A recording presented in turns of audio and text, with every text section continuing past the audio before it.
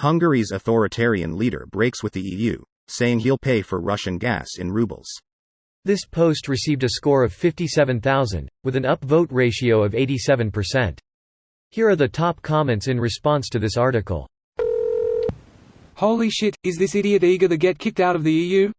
And NATO? What is he thinking? If he's pro-Putin, then he should be kicked out of NATO. Everything NATO stands for is against what Putin is doing now. They can both rot in hell and suck dick. In no particular order. My preferred order would be to have them suck a hellaciously rotting dick. In hell. Imagine looking at the extreme sanctions on Russia which have entirely collapsed their economy and thinking, this is exactly what my country needs. He's an autocrat. The country doesn't matter to him. The only thing that matters is amassing as much power as he can. If the country goes to hell but he gains something from it, he's not gonna hesitate. These people do politic like how you and I would play EU3 or HOI4. It's all about the numbers, weaponry, economy. It's never about the people. My civilizations don't get any amenities until turn 200. You monster. They only get amenities to compensate for my warmonger penalties. Art reflects reality. Russian amenities is potato. Amenable amenity. Boil, M, mash, M, stick M in a stew. Sadly, most of Hungarian people vote based on media such as TV or newspapers, which is controlled by Fidesz. Most people do not get as far as to do any research for voting. Matter of fact, the conversations paired with an after-work beer is the research for a lot of people from rural areas. Old people receive a little bit of money now and then, which helps them meet month's end with more ease. Well, who would know better than them? Oh, maybe people of high education with some age and experience.